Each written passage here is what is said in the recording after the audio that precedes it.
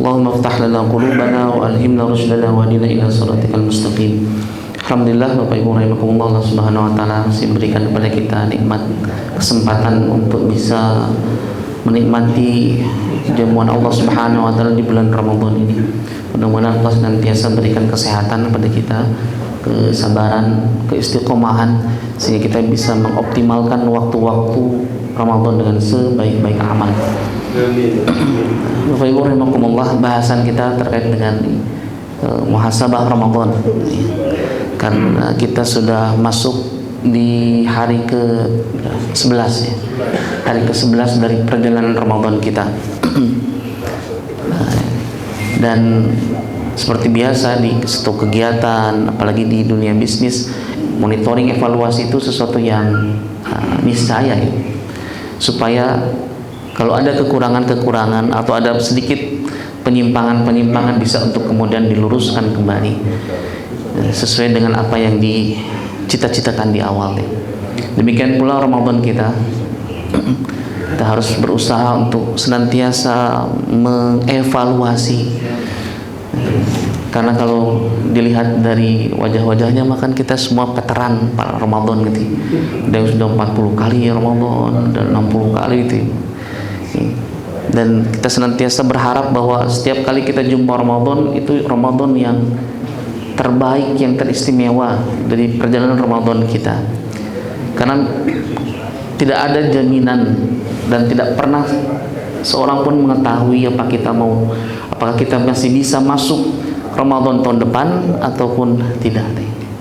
Dulu teman samping kiri atau kanan jamaah tarawih kita atau majelis-majelis masih ada.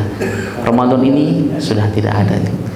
Dan kita semua kan sudah masuk waiting list gitu. Waiting list nunggu giliran. Oleh karena itu ini peluang terbaik yang Allah Subhanahu wa taala berikan kepada kita. Talha bin Ubaidillah, Abu Talha itu beliau kenal dua orang sahabat. Jadi kemana-mana duaan terus gitu, soulmate lah gitu. Kemudian mereka berperang dengan Nabi SAW. Yang satu syahid, yang satu masih hidup. Kemudian 1 tahun kemudian yang masih hidup nih jumpa Ramadan dan tidak lama kemudian meninggal. Abu Talha kemudian bermimpi jumpa dua orang ini. Dua-duanya masuk surga, namun derajatnya lebih tinggi yang meninggal kemudian. Ini kemudian ditanyakan pada Nabi SAW besoknya, ya Rasulullah, saya mimpi begini-begini. Ini kan dua orang ini sahabatan kemana-mana itu. Mereka punya amal yang mirip-mirip lah. Tapi kenapa yang meninggal kemarin itu derajatnya lebih tinggi dibanding temannya itu? Padahal kan secara hitung-hitungan barangkali amalnya sama gitu. Kemudian kata Nabi SAW, apakah yang meninggal kemudian itu mereka jumpa Ramadan? Ya jumpa ya Rasulullah. Nah itu kata Nabi, Ramadan itu ngebus sekali itu, meningkatkan derajat hamba di hadapan Allah Subhanahu wa taala. Bapak Ibu rahimakumullah, ini putaran waktu semakin cepat, tidak terasa gitu. Karena kita barangkali kita terlalu menikmati dunia gitu, sehingga teralihkan dari tujuan besar penciptaan kita, beribadah kepada Allah Subhanahu wa taala. Tahu-tahu aja gitu. Kayak gini Pak, udah 11 hari lagi. Besok-besok udah 20 hari lagi gitu. Tiba-tiba masuk lebaran gitu. Oleh karena itu layaknya sebuah perlombaan pacuan kuda. Itu joki itu kalau masuk putarannya semakin dekat ke finish itu dipacu sekali kuda itu supaya berlari dengan sangat kencang. Dimaksimalkan sekali itu. Nggak boleh tengok kanan, tengok kiri, lihat kompetitornya, fokus kepada garis finish yang sudah ditentukan. Pada putaran berapa, pokoknya secepat-cepatnya gitu. Demikian pula barangkali mindset Ramadan kita. Ini udah masuk 10 nih. Kemarin pada ngumpul ditanya yang sudah hatam 3 kali ngacung gitu. Kita kaget Pak. Ini baru hari ke-10 gitu. Ditanya 3 kali, tapi ayo ngacung gitu. Berarti 3 hari sekali khatam Quran. Yang 2 kali banyak nih. Yang sekali lebih banyak lagi. Nah kita aduh ya Allah gitu ya, ini baru 10 hari tanya udah hatam, aduh masa ada panjang kayaknya gitu ya, perjuangan gitu ya, bahwa kita yang aduh, ya tapi setidaknya menghentakkan sekali pertanyaan seperti itu. Padahal yang ngaracung itu Pak, sebagian besar pejabat publik nih, yang pasti kesibukannya juga tidak sedikit nih. Tapi mereka tidak meluangkan waktu, tapi memang mengagendakan gitu. Jadi satu masuk ke prioritas kegiatan gitu. Tidak dari sisi waktu luang gitu. Kadang kita pulang kerja masih ada waktu baca Quran gitu. Itu masuk ke dalam agenda atau prioritas agenda hari itu. Kalau dicicil mah katanya tiap sholat tuh ada yang 1 juz gitu ya, ada yang 2 juz, jadi sehari bisa 10 juz gitu. Subhanallah nih. Kata Nabi sallallahu alaihi wasallam, "Raghiba anfu 'abdin", sungguh amat rugi, sungguh sangat terhina seorang hamba, dakhala alaihi Ramadan falam yughfar lahu. Masuk Ramadan tapi enggak dapat ampunannya tuh. Ini lagi diskon oleh Allah Subhanahu wa taala sebesar-besarnya. Surga dibuka seluas-luasnya gitu.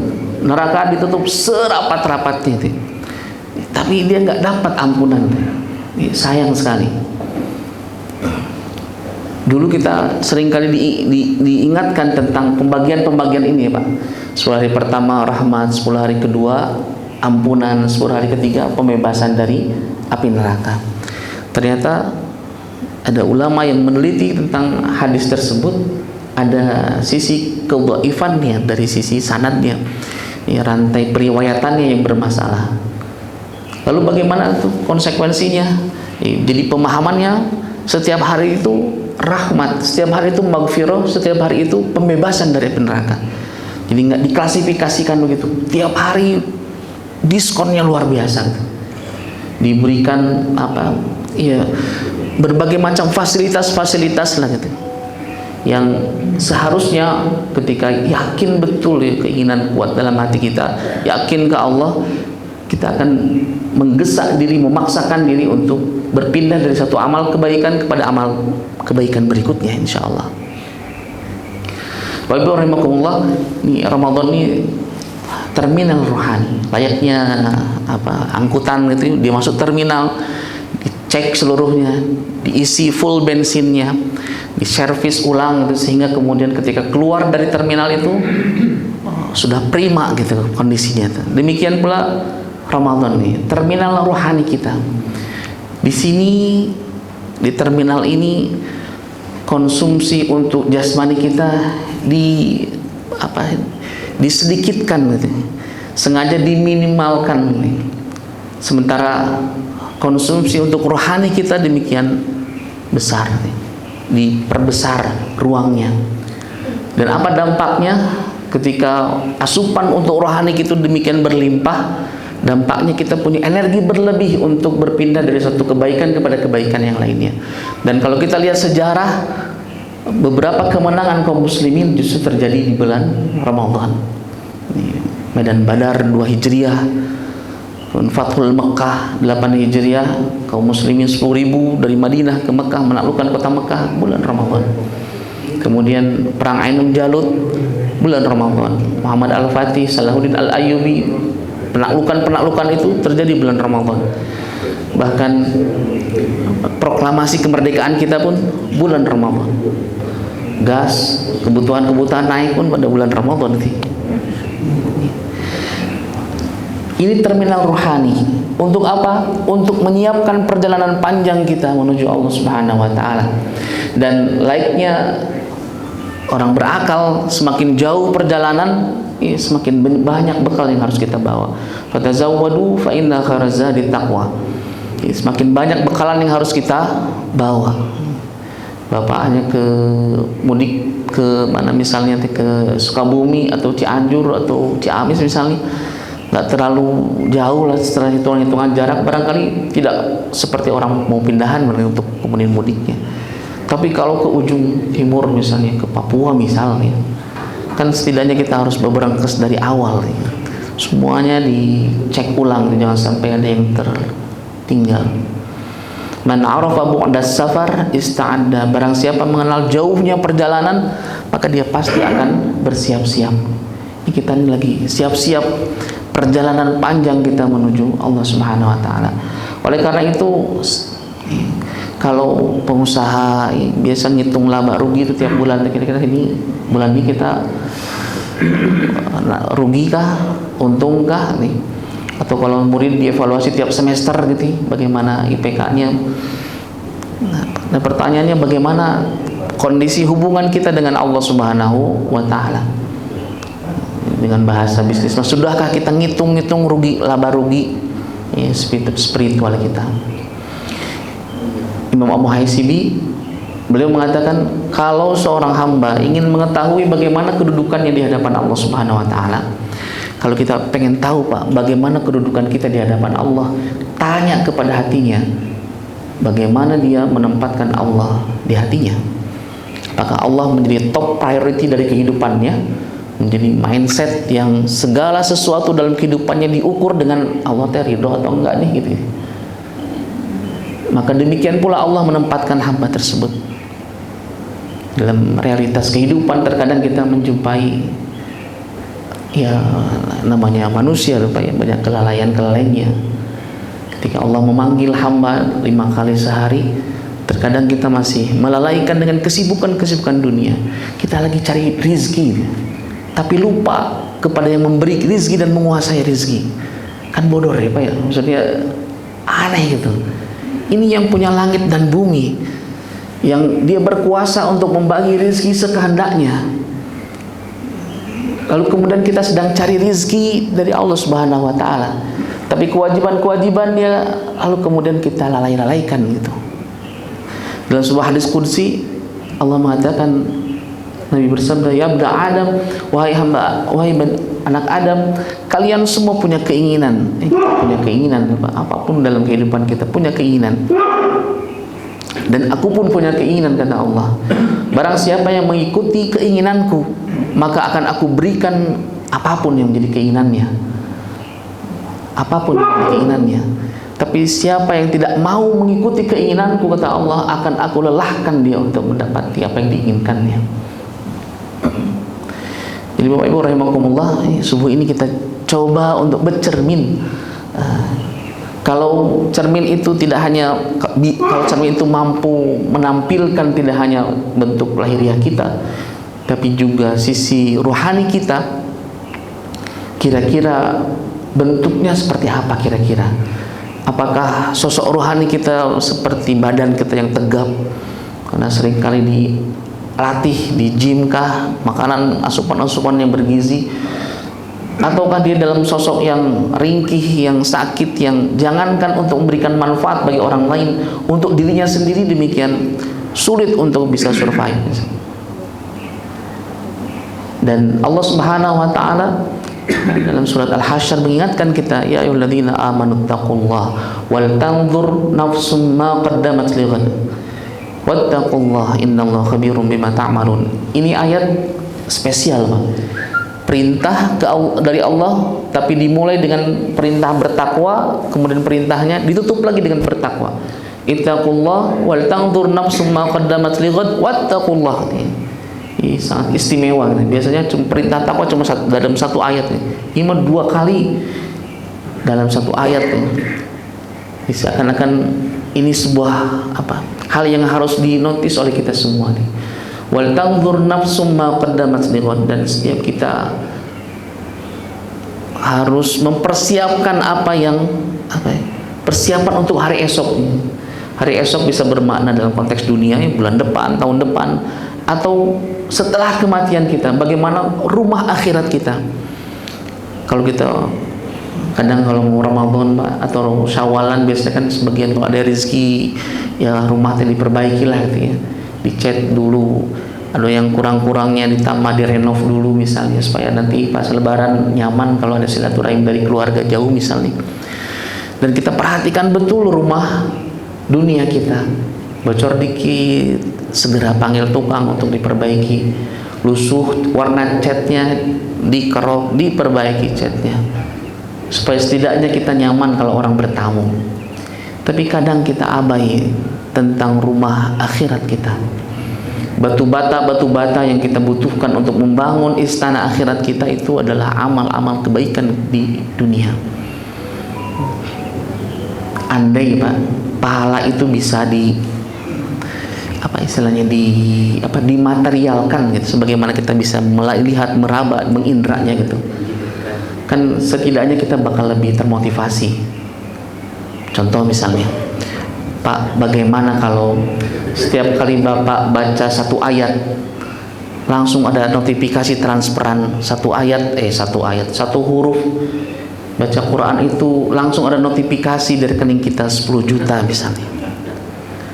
Baru bismillah, 3 huruf 30 juta.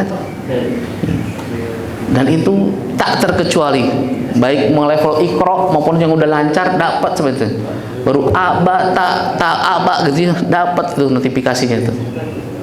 Dan sepertinya kalau begitu Pak sistemnya gitu, udah pasti kita bakal bersemangat ya. Setidaknya ada hal yang bisa kita rasakan langsung.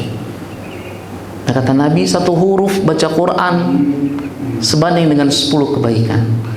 Lalu kalau ditanya, Pak, lebih berbahagia mana, dapat 10 juta di rekening atau 10 kebaikan? Ada bingung kita jawabnya ya. Kalau bilang 10 kebaikan, dan kita juga butuh gitu ya.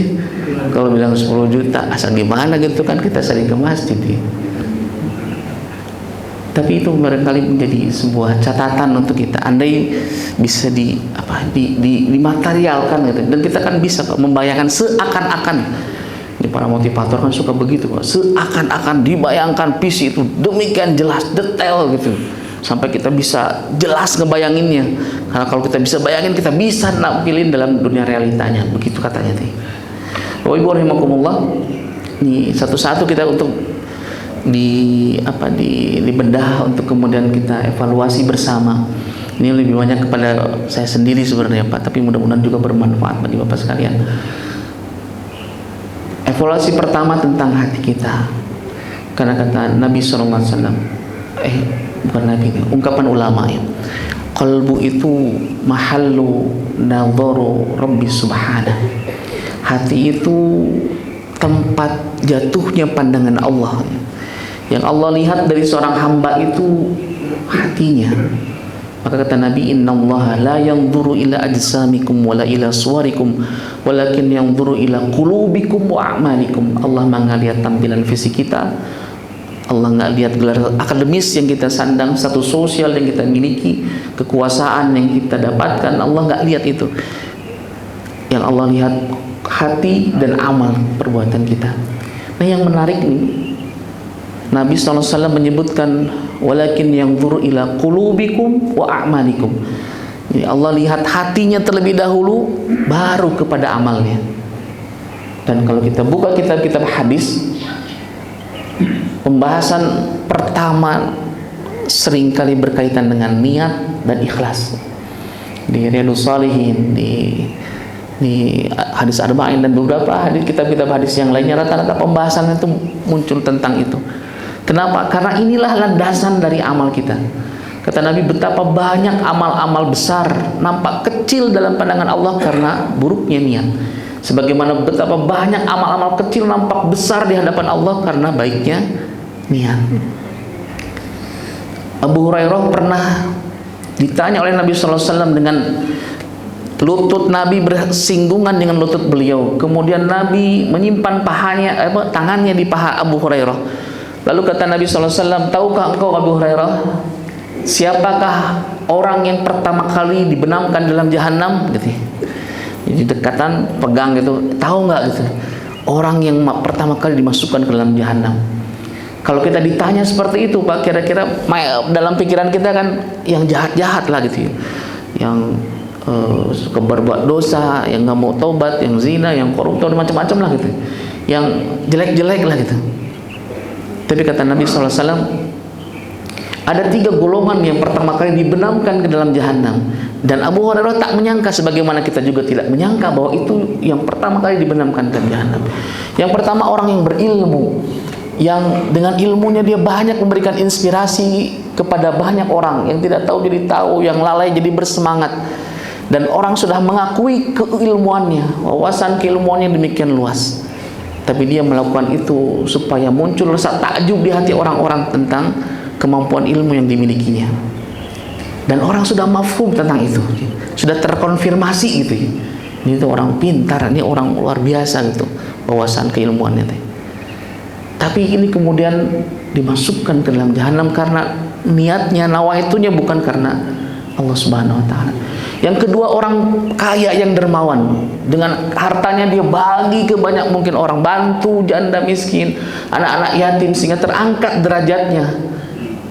Tapi dia melakukan itu supaya muncul kekaguman dari orang-orang tentang betapa baik dan pemurahnya dia. Dan orang sudah mengkonfirmasi itu, dia sudah dapatkan itu, pengakuan itu.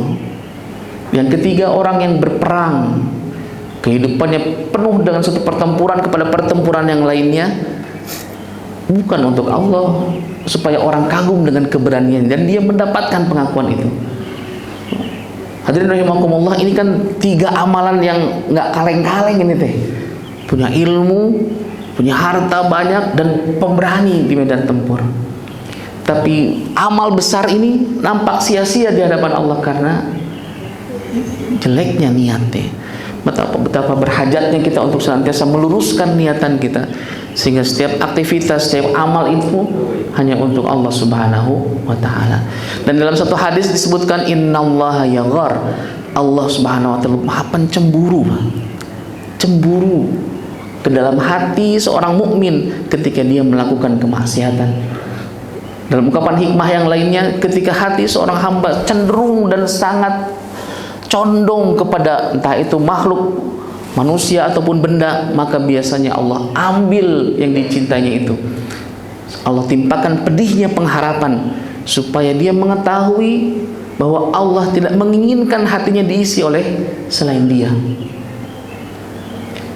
Oleh karena itu, terkait dengan hati kita, Bapak Ibu rahimakumullah, nih bagian dari checklistnya, kira-kira ketika nama Allah disebut, berdebarkah dia nih?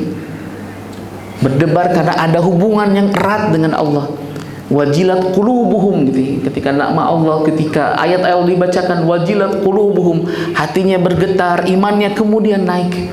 Atau hanya sekedar lintasan begitu saja, hambar saja, tidak ada sedikit pun getaran-getaran gitu, apa istilahnya, sparkle gitu, yang ketika nama Allah disebut. Bapak Ibu rahimakumullah, ketika ayat Al-Quran dibacakan, apakah tergetarkah dia?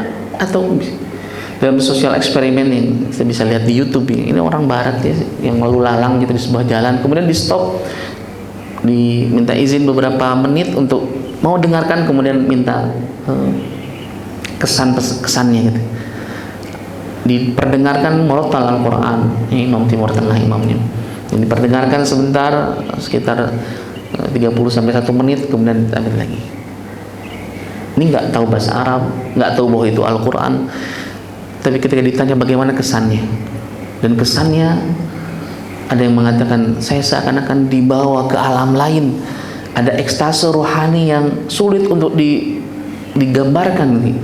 Ada kenikmatan, ada ketenangan yang menghanyutkan gitu. Itu bagi mereka yang awal-awal, baru interaksi awal dengan Al-Quran. Lah kita kadang Pak, kita ayo Allah gitu, ini harus di bagian evaluasi. Saya pernah lihat di YouTube Pak, orang baru masuk Islam nih, kemudian ketika apa yang paling berkesan dalam ajarannya, dia mengatakan baca Quran. Ketika ditanya kenapa, seakan-akan nih Allah ngomong langsung ke saya Pak. Saya merasakan Allah bicara ke saya lewat Al-Quran itu. Dan Bapak Ibu rahimakumullah, kalau kita bicara dengan orang yang kita kagumi, apalagi kita cintai, itu kan waktu itu kan nggak berasa gitu ya. Bapak lagi ke belanja misalnya, kemudian dicolek dari belakang, ketika lihat ini besti waktu SMA nih, teman mabal, teman macam-macam lah gitu, udah mana-mana bareng-bareng, udah 20 tahunan nggak ketemu hari itu, bicara dari mulai produk fashion sampai perang Amerika Iran hari ini gitu. dibahas sebelumnya, perpolitikan dalam negeri juga. Hampir 3 jam berdiri, nggak ngerasa cangkel Pak. Asik kayak gitu ya, ngobrol gitu ya, terlibat. Dan auzubillah kalau kemudian ketika getaran itu hilang, hati kita kemudian menjadi keras karenanya. Auzubillah min dzalik. Bisa jadi ini dari dosa-dosa kecil, yang dosa-dosa yang kita anggap kecil, yang pada akhirnya terus menumpuk. Dalam sebuah hadis, ketika seorang hamba berbuat maksiat, ada satu noktah hitam di hatinya. Kalau dia nggak taubat dan berulang kemaksiatan itu, noktah itu semakin besar, lalu kemudian menutup hatinya, sehingga cahaya Allah Subhanahu wa Ta'ala tidak akan pernah sampai pada hati yang tertutup. Kalla bal rana ala qulubihim ma kanu yaksibun. Ini hatinya saat tertutup, sehingga cahaya Allah Subhanahu wa Ta'ala itu nggak bisa masuk dalam hatinya. Padahal dalam Al-Quran, dalam Az-Zumar, afaman syarahallahu sadrahu lil Islam fahuwa ala nurim mir rabbi. Orang-orang yang Allah bukakan hatinya untuk menerima Islam ini, dia ridha dengan Allah, dengan Islam, dengan Nabi sallallahu alaihi wasallam, fahuwa ala nurim mir rabbi, maka orang ini berada di bawah bimbingan cahaya Allah Subhanahu wa Ta'ala. Ini kalau tiba-tiba lampunya mati Pak, semuanya mati, nggak ada cahaya sedikit pun, bahkan kita nggak bisa lihat tangan kita. Apa yang kita lakukan? Berhati-hati Pak kita untuk melangkah. Kita harus pastikan nih ada kerikil tajam enggak, ada beling enggak gitu di langkah-langkah kita itu. Dan ketika lihat ada pendar cahaya kecil itu, maka kita akan bergegas menuju cahaya itu, karena kita menyangka itu adalah jalan keluar. Ini mah orang Allah bimbing kehidupannya dengan cahayanya. Dan ketika ditanya Rasulullah SAW, apa tanda-tanda orang yang telah terbimbing dengan cahaya Allah itu? Kata Nabi SAW ada 3. Yang pertama, al-inabatu ila daril khulud, kerinduan dia menuju kampung akhirat. Dia ngerasa dunia ini sebagai para perantau, dan perantau itu pasti rindu kampung halamannya. Nggak ada ceritanya apa perantau itu nggak kangen ke kampung halamannya. Atau jangankan kita Pak, Nabi SAW ketika di Madinah, lalu kemudian ada sahabat yang bersyair tentang rumput-rumput izgir di kota Makkah. Itu Nabi dengar kemudian berurai air mata karena kangennya, rindunya kepada kota Mekah, kota kelahirannya. Al-inabatu ila daril khulud, kerinduan kepada kampung akhirat. Dan kita makan bukan penduduk asli di bumi ini. Ibu rahimakumullah. Yang kedua, at-tajafu inda daril ghurur, berjarak dengan dunia yang sementara. Jadi melepaskan kemelekatan kita dengan dunia.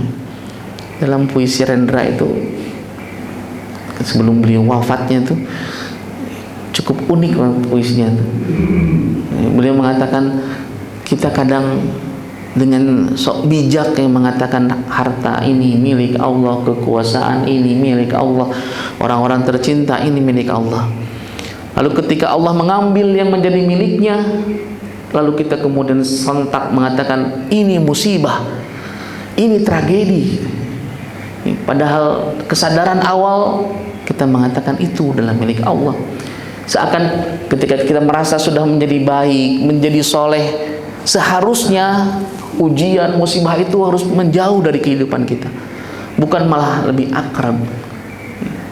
Padahal sejatinya yang paling Allah Subhanahu wa Ta'ala cintai di muka bumi, Nabi Shallallahu Alaihi Wasallam, kehidupannya luar biasa Pak.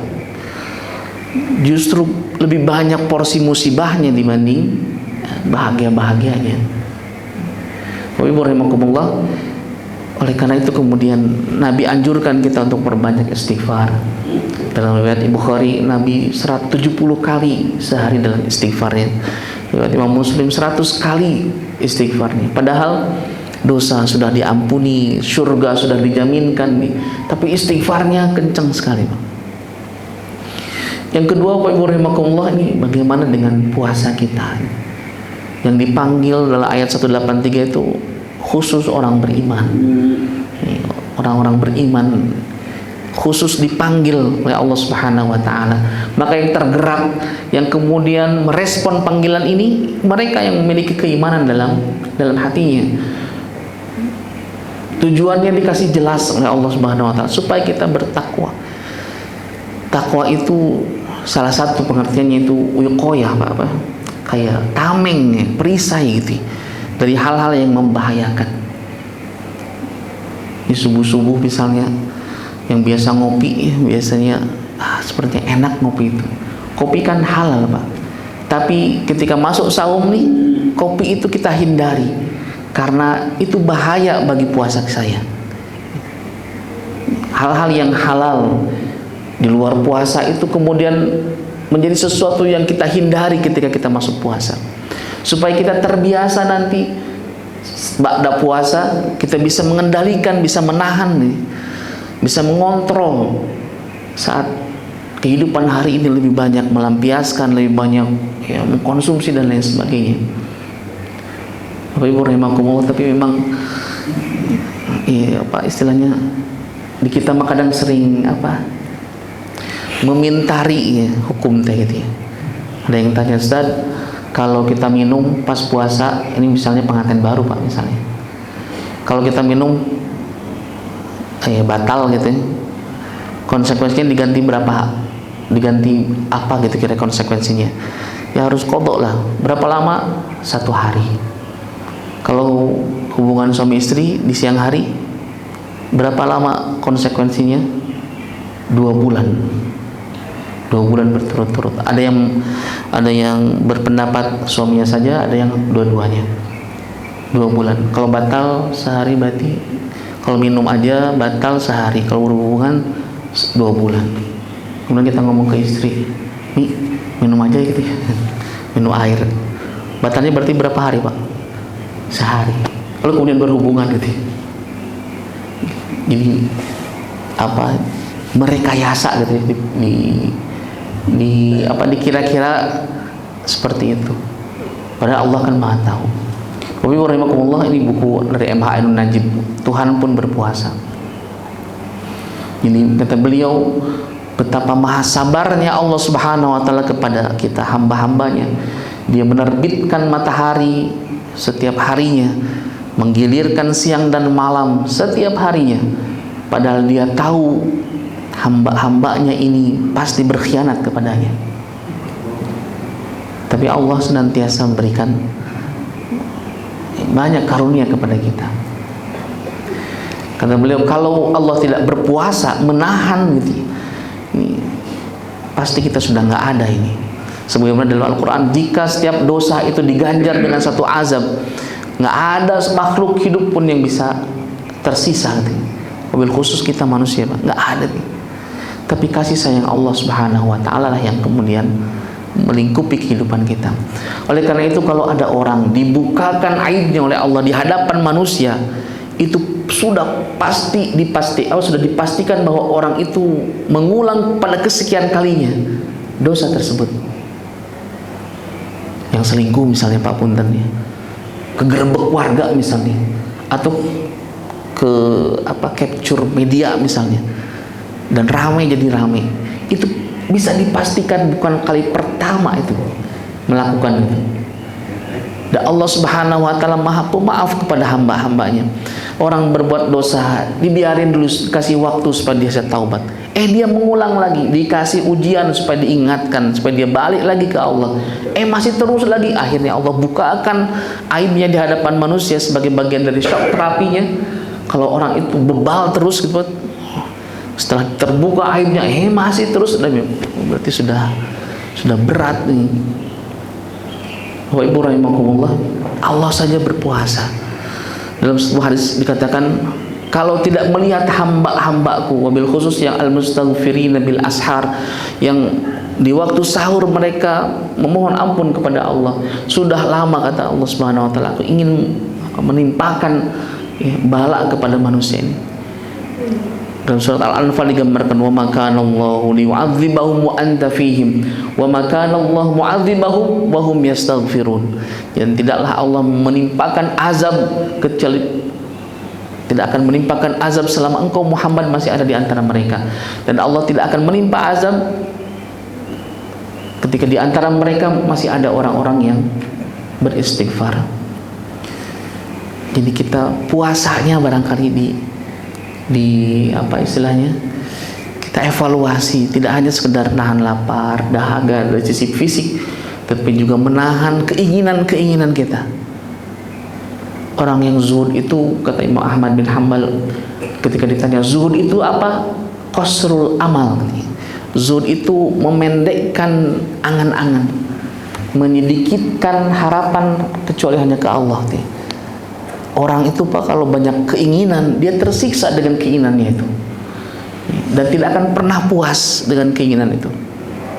Kan suka ada di antara kita ya, iftar jama'i, buka bersama gitu, hidangan sudah disiapkan, ada aja yang kurang-kurangnya. Ini teh kalau nggak ada apa misalnya sambal, nggak ada itu, nggak ada ini, kurang pas itu. Ada aja kekurangan-kekurangan itu. Kita dapat bonus misalnya atau dapat rezeki, ada aja sisi kekurangannya itu. Yang dilihat adalah dari sisi kekurangan-kekurangannya. Yang kedua, ini bagaimana dengan interaksi kita dengan Al-Quran, hubungan kita dengan Al-Quran. Ramadan itu satu paket pada dengan Al-Quran. Syahrul Ramadan alladzi unzila fihi Al-Quran hudal linnas wa bayyinatin minal huda wal furqan. Jadi kalau Ramadan tanpa Quran itu kita kayak sayur tanpa garam nih, hambar nih. Nggak ada ceritanya Ramadan tanpa Quran itu. Dan ini kemudian harus kita evaluasi seberapa jauh interaksi kita dengan Quran. Ada yang bertanya, apakah kita fokus memperbanyak bacaan atau sambil kita tadabbur, yang direnungkan maknanya, kemudian diambil kesimpulannya untuk kemudian kita praktekkan dalam kehidupan. Sejatinya memang tidak harus dibentur-benturkan seperti itu. Kalau kita mampu dan memprioritaskan, insya Allah bisa. Imam Syafi'i dia khatam Al-Quran 2 kali Pak, setiap harinya. Subuh maghrib selesai 1 kali, maghrib sampai subuh lagi selesai 1 kali. Maknya gitu artinya. Nggak mungkin dalam pemikiran kita ketika kita bandingkan kehidupan salafus saleh dengan kehidupan kita, nggak masuk di hitungan kita Pak. Kapan istirahatnya, kapan interaksi dengan orangnya, kapan itu, kapan ini gitu. Utsman bin Affan beliau pernah sholat witir 1 rakaat Pak. Witir 1 rakaat. Tapi dalam 1 rakaat itu beliau khatamkan Al-Quran dari Al-Fatihah sampai An-Nas. Kita juga pernah kalau mepet waktu Pak, witir 1 rakaat yang kita baca Al-Fatihah dan An-Nas ya. Betapa dekat sekali kehidupan kita dengan Utsman bin Affan, bedanya dekat ya. Para salafun saleh itu luar biasa interaksinya, termasuk yang kemarin yang tadi diceritakan. Ini baru momen buka bersama Pak, ditanya gitu kan jadi nggak enak kita mau menikmati makanan teh. Cung yang sudah 3 kali hatam, aduh ini teh baru 10 hari. Yang 2 kali emang dikasih penghargaan juga, tapi kita yang belum, aduh ya Allah berat sekali teh untuk mengejar mereka teh, mengejar. Kalau kita lihat ini Pak ya,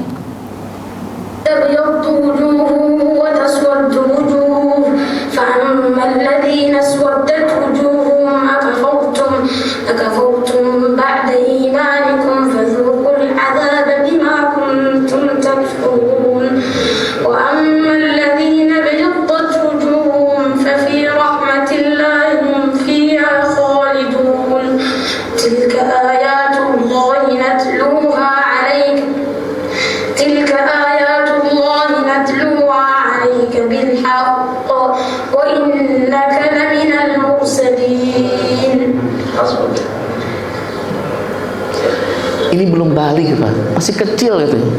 Tapi ketika dia baca, mengalir air matanya teh. Apa yang dia rasakan itu kalau kita pengen tahu, dia pengen pemahaman seperti apa yang dia rasakan sehingga ketika baca ayat Al-Quran itu mengalir deras air matanya. Sementara kita dari pendidikan, pengalaman, kehidupan asap jauh dengan dia Pak. Kita harus bisa lebih mengeksplor, merasakan dengan bahasa hati ketika berinteraksi dengan Al-Quran. Sekeras apa gitu hati kita teh sampai Quran teh sulit untuk membuat kita menangis. Dalam sebuah hadis kata Nabi SAW, inna nazal Quran bihuznin. Quran itu diturunkan dengan kesedihan.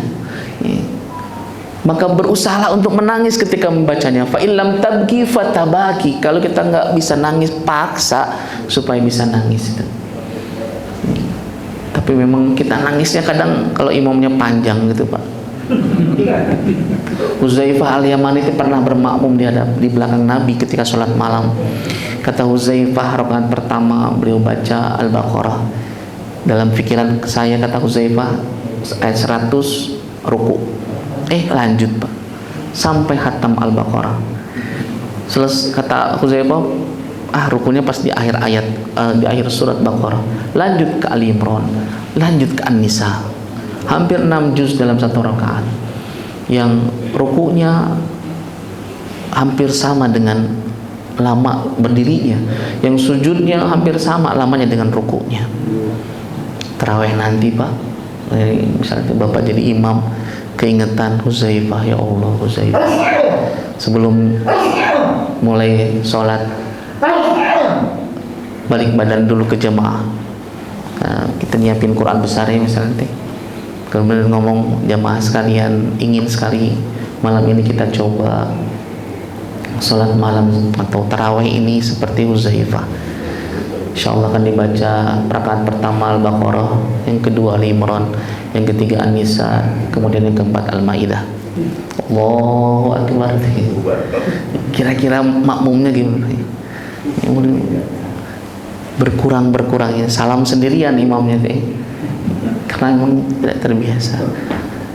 Di beberapa masjid ketika di Ashrul Awakhir itu biasa ada sholat tarawihnya naik dari 3 juz Pak. 3 juz semalam.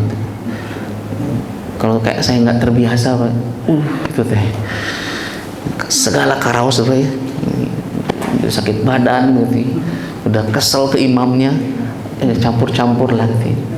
Tapi Ustaz Hanan At-Taqi cerita di waktu beliau kuliah di Al-Azhar, beliau diajak dari jurusan tafsir, diajak ke tarawih yang semalamnya 15 juz.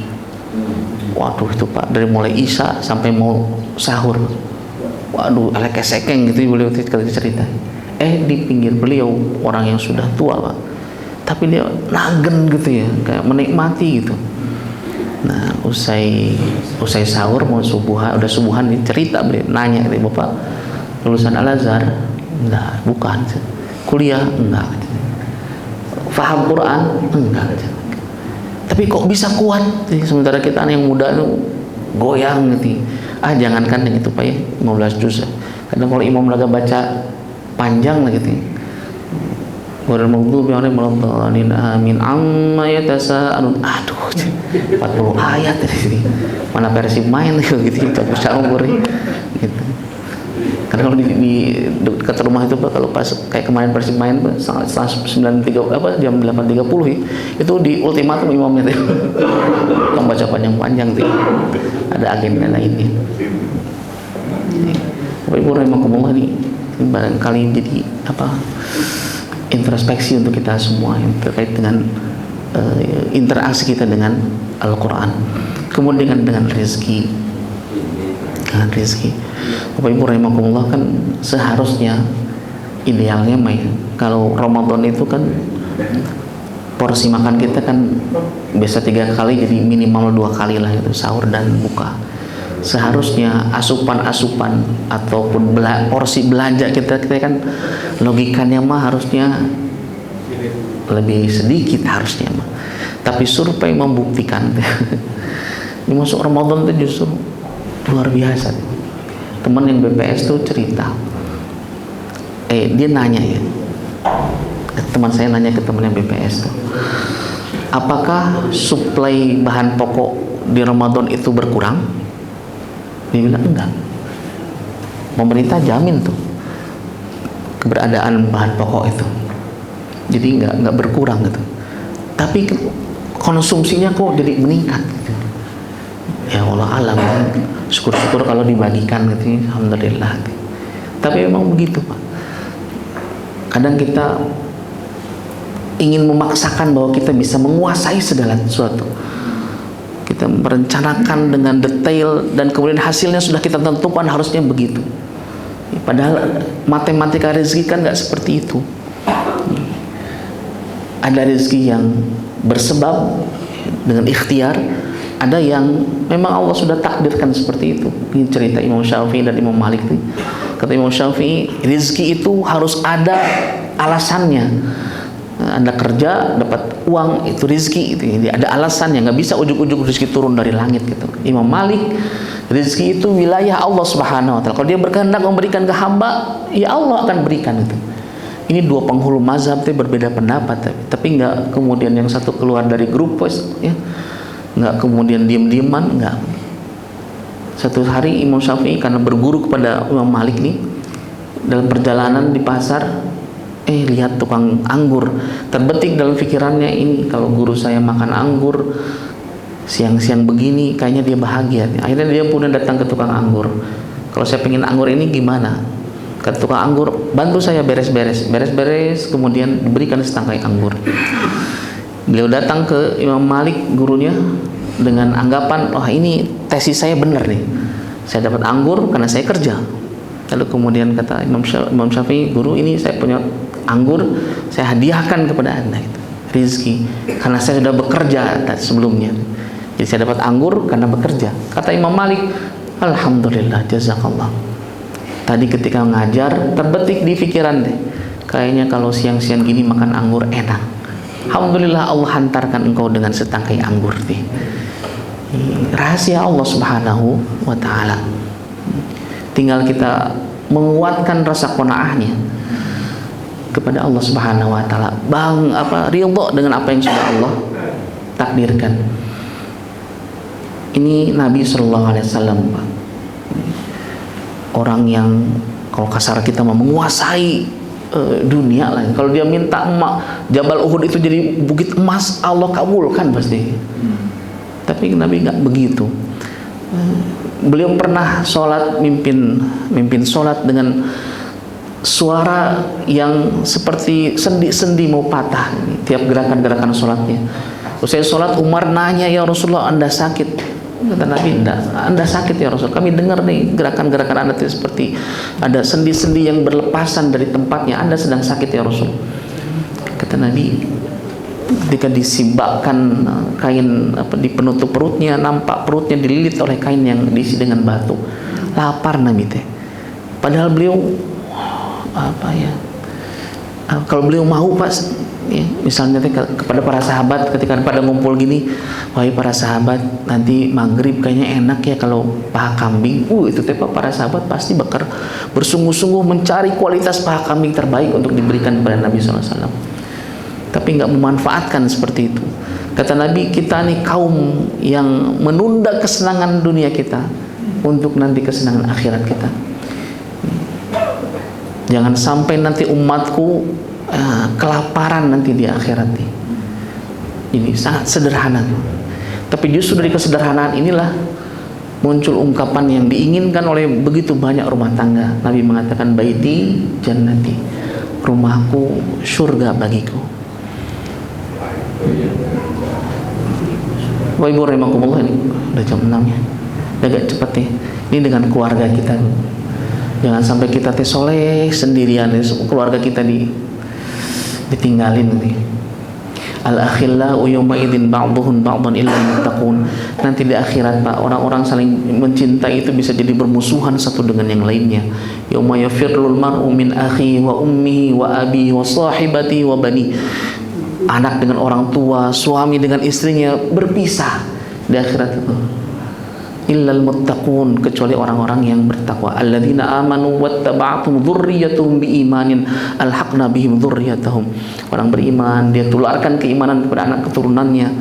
Lalu kemudian kelak alhaqna bihim dzurriyyatahum, Allah gabungkan kembali dia nanti di akhirat, dipertemukan kembali. Dalam tafsir Ibnu Katsir, kalau orang tuanya soleh sesoleh-solehnya, anaknya biasa-biasa aja, nanti anaknya diangkat derajatnya oleh Allah di akhirat supaya bisa berkumpul dengan orang tuanya di surga. Demikian pula sebaliknya, kalau orang tuanya biasa-biasa, anaknya soleh sesoleh-solehnya, nanti di akhirat Allah angkat derajatnya, dikumpulkan di surga. Alhaqna bihim dzurriyyatahum, bersama orang tua, bersama anak keturunannya. Jadi kalau orang tua kita sudah meninggal, ini kesempatan kita Pak untuk all out gitu, supaya terangkat nanti derajat dan kemuliaan orang tua kita di hadapan Allah Subhanahu wa taala. Terakhir ini tentang kematian ya Pak. Karena kan kita nggak ada jaminan bisa dapat Syawal, bisa dapat silaturahim dan lain sebagainya. Mumpung masih 10 hari terakhir nih, kita harus persiapkan nih. Ikhsyausanu fa innani amil la tadum, kata Nabi. Bersederhanalah gitu, karena kenikmatan itu tidak abadi nih. Tidak abadi. Ini ungkapan mantan wali kota almarhum yang Mang Oden deh, mengatakan banyak dari kita bercita-cita hidup terbaik ya, memberikan layanan terbaik untuk keluarga kita, rumah terbaik ya, fasilitas terbaik untuk anak-anak kita, tapi kadang kita lupa untuk bercita-cita meninggal dalam kondisi terbaik. Kemudian ini langkah-langkahnya Pak, langkah-langkah yang harus kita lakukan. Yang pertama, meningkatkan kualitas, memaknai kembali ibadah kita ke Allah. Jangan sekedar gugur kewajibannya, sholatnya sekedar gugur kewajiban. Maknai itu sebagai bentuk liqa rabbih, jumpa kita dengan Allah Subhanahu wa taala. Ada ulama mengatakan as-salatu mi'rajul mu'min. Salat itu mi'rajnya, naiknya seorang hamba jumpa dengan Allah Subhanahu wa taala. Dalam tafsir Fizal Quran, Sayyid Qutb bahkan mengatakan sholat itu waktu perjumpaan hamba yang hina dengan Allah yang mulia, hamba yang lemah dengan Allah yang maha kuat, sehingga dia bisa minta apapun yang diinginkannya kepada Allah saat itu. Maka Nabi kalau lagi masalah berat sekali, Bilal biasa mengatakan, arihna ya Bilal bis sholah, istirahatkan kami wahai Bilal dengan sholat. Bapak pusing sekali dengan urusan, entah di pekerjaan, entah di masyarakat, di rumah tangga, berat sekali. Kita ingin curhat, kalau ngomong ke teman khawatir bocor, jadi kemudian pembicaraan banyak orang. Kita bisa ambil air wudu, hamparkan sajadah, curhat securhat-curhatnya ke Allah Subhanahu wa taala. Lalu kemudian perbaiki hubungan dengan Allah dan juga dengan sesama. Dan kemudian perbanyak amal-amal sosial. Ada amal ritual Pak, ada juga amal sosial. Amal sosial kayak berderma, sedekah dan lain sebagainya. Terkadang amal-amal itulah yang nilainya di hadapan Allah lebih besar daripada amal ritual. Kata Nabi, kalian keluar dari rumah memberikan bantuan, meringankan kesulitan orang, jauh lebih aku sukai dibanding iktikaf di masjidku 1 bulan lamanya. 1 bulan Pak. Dan kita tahu 1 rakaat di Masjid Nabawi itu setara dengan 1000 rakaat di tempat yang lain karena keistimewaan tempatnya. Kita ngejar 1000 rakaat di Masjid Taman Mutiara Pak. Ya Bapak tekadlah, bismillah saya bisa 1000 rakaat. Oh itu bisa dari pagi sampai pagi lagi tuh Pak. 2 rakaat itu dihitung. Ini mah kita keluar memberikan bantuan, menyantuni jauh lebih besar dibanding iktikaf di Masjid Nabi 1 bulan lamanya. Maka mudah-mudahan Allah senantiasa memberikan kekuatan, kesabaran, keistiqomahan kepada kita sehingga kita bisa optimal dalam Ramadan ini. Ya, saling doakan. Ini masih baru 11 hari ini. Kita masih ada perjalanan yang lain lagi. Mudah-mudahan kita lebih fokus, lebih memprioritaskan, lebih memperbaiki amal-amalan kita sehingga pada akhirnya kita keluar sebagai pemenang nanti ketika Idul Fitri, dan selendang ketakwaan Allah sematkan kepada setiap kita. Amin ya rabbal alamin. Demikian Pak yang bisa disampaikan, lebih dan kurangnya mohon maaf. Hadanallahu yakum ajma'in. Subhanakallahumma bihamdik, asyhadu an la ilaha illa anta, astaghfiruka wa atubu ilaik. Assalamualaikum warahmatullahi wabarakatuh.